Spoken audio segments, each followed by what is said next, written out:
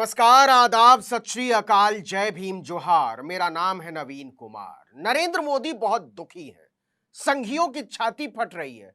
कुछ एंकरों एंकरानियों ने खाना पीना छोड़ दिया है क्योंकि उनका दावा है कि फलस्तीन ने जो किया है वो बर्दाश्त नहीं हो रहा है।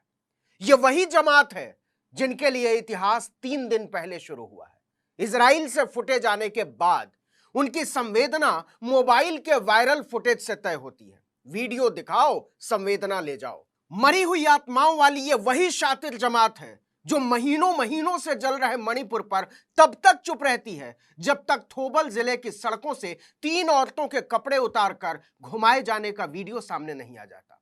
इस जमात की संवेदना भी वायरल वीडियो की तरह होती है, हैशटैग और कीवर्ड से संचालित। जो हुआ है उसका समर्थन कौन कर रहा है? कोई नहीं।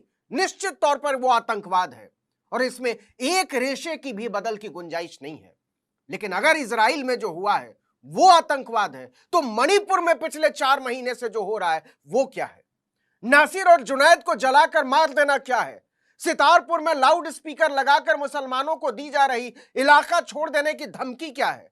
अगर इजराइल की घटना पर छाती फट रही है क्योंकि आपने वायरल वीडियो देख लिया तो आपकी चुनिंदा संवेदना 55 साल के अलीमुद्दीन को मार देने वाले आतंकवादियों को जब उसी मोदी सरकार का एक केंद्रीय मंत्री माला पहनाता है तब कहां मर जाती है? वायरल वीडियो पर संवेदना की ये नौटंकियां इतिहास के जालिम दौर से मुंह मोड़कर फलस्तीन को लानतें भेज रही हैं क्योंकि उनका आका एक पूरे मुल्क को तहस नहस कर देने पर आमादा इजराइल के साथ खड़ा है। लेकिन जब हमने टीवी की एक टिटहरी एंकर को ट्विटर पर इजराइल के दर्द से बिलखते हुए देखा तो उनकी नौटंकी चुभ गई क्योंकि उसी जाहिल शुतुरमुर्गी एंकर को हमने कभी भी मणिपुर पर बिलखते हुए नहीं देखा। 2-4 प्रोग्राम बना लेती ना मैडम जी, लेकिन 78 दिन तक चद्दर तानकर सोते रहने वाले मोदी ने जब एक सीकिया बयान दिया तब उनकी किलकारी फूट गई थी। राजा जी ने क्या बात कही है, इसे कहते हैं नेतृत्व। यूक्रेन तक की यात्रा कर लेने वाली आत्मा की हत्यारी एंकरों की जमातें मणिपुर नहीं जाती। लेकिन क्या इजराइल के आतंकवाद को खारिज किया जा सकता है? पिछले 10 साल में इजराइल ने 1.5 लाख से ज्यादा फलस्तीनियों को मौत के घाट उतारा। इनमें 35,000 के लगभग निहत्थी औरतें और बच्चे थे। लेकिन उनका वायरल वीडियो नहीं है तो संवेदना के मौसमी सौदागरों को खलता नहीं। गोया वो बच्चे बच्चे नहीं, वो औरतें औरतें नहीं थी। कितनी मासूम दलील है कि इस तरह की एक भी मौत जायज नहीं ठहराई जा सकती। मान लिया, लेकिन 1.5 लाख मौतों पर आप कहां सो रहे थे? छोड़िए इजराइल, अपने मणिपुर को देख लीजिए और मणिपुर को भी छोड़ दीजिए। दिल्ली के बगल में मेवात देख लीजिए। गजा पट्टी पर गला फाड़ने वाली जाहिल और शातिर जमातों, इस देश में तुम्हारे प्रधानमंत्री मोदी ने यह हालत कर दी है कि कुकी विधायक गवर्नर से मिले इंफाल घाटी नहीं आ सकते। और यह बात मैंने नहीं, खुद राज्य की राज्यपाल ने कही है। लेकिन तुम्हारी बौद्धिकताएं, तुम्हारी संवेदनाएं इस पर घास चरने चली जाया करती हैं। इजराइल पर बुक्का फाड़कर चीख रहे लोगों, तुम्हें कोई हक नहीं है कि तुम कश्मीर पर पाकिस्तान के कब्जे के खिलाफ बोलो क्योंकि तुम इजराइल के इस आतंक के साथ खड़े हो। आक्रमणकारी इजराइल के समर्थकों, तुम्हें कोई हक नहीं है कि अरुणाचल से लेकर लद्दाख तक हमारी सैकड़ों वर्ग किलोमीटर जमीन पर कब्जा करके बैठे चीन के खिलाफ बोलो क्योंकि तुम फलस्तीन पर इजराइल के कब्जे को जायज ठहरा रहे हो और फलस्तीन में उसके बर्बर कत्लेआम को राष्ट्रवाद बता रहे हो। हे मूर्खों की जमातों, सुनो, 70 साल में फलस्तीन 10 से 12% हिस्से में बचा रह गया है। बाकी के हिस्से को इजराइल गड़प कर चुका है। और नहीं यकीन हो तो यह नक्शा देख लो और चुल्लू भर पानी में डूब मरो। 1946 में दुनिया के नक्शे पर इजराइल का नामो निशान नहीं था। आज जिस पश्चिमी दुनिया की संवेदना में अपने घड़ियाली आंसुओं को मिलाकर नाच रहे हो, उस पश्चिमी दुनिया ने जर्मनी के यहूदियों को शरण देने से इनकार कर दिया था।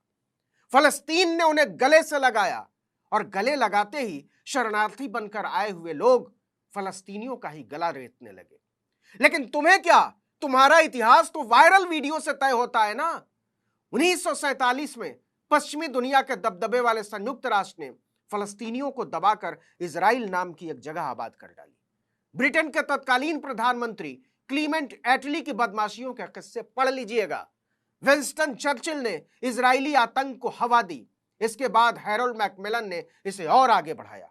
कौन इनकार करेगा इस तथ्य से कि फलस्तीन मूल रूप से फलस्तीनियों का देश है। हिटलर जब यहूदियों को गैस चैम्बर में मार रहा था तो यहूदी बहुत सारे मुल्कों से भाग रहे थे। पश्चिमी दुनिया ने अपने दरवाजे उनके लिए बंद कर लिए थे। जब यहूदियों को कोई जगह नहीं दे रहा था तो फलस्तीन ने उन्हें जगह दी, जमीन पर भी और दिलों में भी। लेकिन जिस रोज फलस्तीन के एक बड़े राज्य को काटकर इजराइल बना दिया गया, उसी दिन फलस्तीनियों के साथ पहला धोखा हुआ था और फिर यह सिलसिला तेज होता चला गया। दुनिया भर के यहूदी इजराइल आते चले गए और फलस्तीनियों को ताकत के दम पर खदेड़ते चले गए, उन्हीं के अपने फलस्तीन से। इन मूर्खों की जमातों को कोई समझाए कि इसी फलस्तीन में यासिर अराफात नाम का एक महामानव हुआ था। उसने जब बातचीत के रास्ते से इजराइल फलस्तीन समस्या का हल निकालने के लिए फलस्तीन लिबरेशन ऑर्गेनाइजेशन यानी पीएलओ बनाया तो उसे आतंकवादी कहकर इसी पश्चिमी दुनिया ने बदनाम करने की कोशिश की। लेकिन तब इस देश के दिलों पर गांधी और नेहरू का राज हुआ करता था। इन मूर्खों को कोई बताए कि गैर अरब देशों में फलस्तीनियों के प्रतिनिधि संगठन के तौर पर पीएलओ को मान्यता देने वाला भारत पहला गैर अरब देश था। इन मूर्खों को कोई बताए कि अराफात दुनिया के इकलौते शख्स थे जिन्हें बिना किसी देश का प्रमुख रहे संयुक्त राष्ट्र ने अपनी महासभा में बोलने के लिए आमंत्रित किया था। तारीख थी 13 नवंबर 1974। लेकिन उन्हीं यासिर अराफात के साथ इजराइल ने क्या किया? इजराइल के आतंक की वजह से अराफात को अपना दफ्तर ट्यूनीशिया में बनाना पड़ा था। अफसोस कि इजराइल के आतंक पर फिदा लोगों को इतिहास का ट्यूशन देने के लिए उस दौर के वीडियो वायरल होने के लिए मौजूद नहीं है। उनका इतिहास वायरल वीडियो से तय होता है तो हो, लेकिन इतिहास की व्याख्याएं हमेशा ताकत और जबरदस्ती से निर्धारित नहीं होंगी।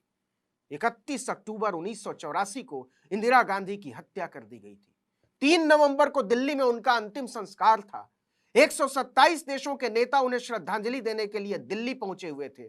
उस रोज इसी दिल्ली की सड़कों पर यासिर अराफात को बच्चों की तरह बिलख बिलख कर रोते हुए देखा गया था। उस यासिर अराफात के देश का साथ छोड़कर जिस रोज हम इजराइल के साथ खड़े हुए, उसी दिन हमने आतंक का पक्ष चुन लिया था। और आतंक के पक्ष में खड़े लोग हों या नेता या देश, वह किसी भी संगठन या समूह को आतंकी कहने की नैतिकता खो देते हैं। आज अमेरिका में जो बड़े बड़े उद्योगपति हैं सब यहूदी हैं। अमेरिका की जो हथियार की लॉबी है उसमें यहूदी भरे पड़े हैं। आईएमएफ और वर्ल्ड बैंक में भी उन्हीं का दबदबा है और वही पूरी दुनिया की पॉलिसी तय कर रही है। उस दौर और इस दौर का फर्क केवल इतना है कि उस दौर में हमारे पास नेहरू, पटेल, इंदिरा और शास्त्री जैसे नेता थे जिन्होंने पश्चिमी दुनिया के दबाव के आगे मानवता का पक्ष चुना था। जब आइंस्टीन ने नेहरू से कहा था कि भारत को इजराइल को मान्यता देने के बारे में सोचना चाहिए तो नेहरू ने खुलकर आइंस्टीन की बखिया उधेड़ डाली थी। नेहरू ने साफ कहा था कि भारत हमेशा मानवता के पक्ष में रहा है और मानवता यह है कि फलस्तीन पहले फलस्तीनियों का है। नरसिम्हा राव से पहले भारत में इजराइल की एम्बेसी नहीं हुआ करती थी। यह बात 1990 की है। क्या यह सिर्फ एक इत्तेफाक है कि 1990 से पहले भारत में इस प्रकार से इतने सांप्रदायिक दंगे नहीं होते थे? क्या यह सिर्फ इत्तेफाक है कि हिंदू मुस्लिम के नाम पर भारत में जितने भी आतंकवादी हमले हुए उनमें से ज्यादातर 1990 के बाद हुए? क्या यह सिर्फ एक इत्तेफाक है कि मुंबई हमले में हेमंत करकरे की हत्या को पाकिस्तान के मत्थे मढ़ने की कोशिश की गई, लेकिन हम इसे सावधानी से भुला देते हैं कि हेमंत करकरे की हत्या 9mm पिस्तौल से की गई थी और पाकिस्तान से जितने भी आतंकवादी आए थे सब AK-47 राइफलों के साथ आए थे। इजराइल पर फिदा लोगों, जरा सोच कर देखो कि किसी मुल्क की 90% जमीन पर कब्जा कर लिए जाने पर उनके दिलों पर क्या गुजरती होगी। अगर आतंकी कहना ही है तो पहले इजराइल को कहने की हिम्मत रखो और नहीं तो किसी अगले वायरल वीडियो का इंतजार करो, क्योंकि तुम्हारी बौद्धिक औकात इतनी ही है।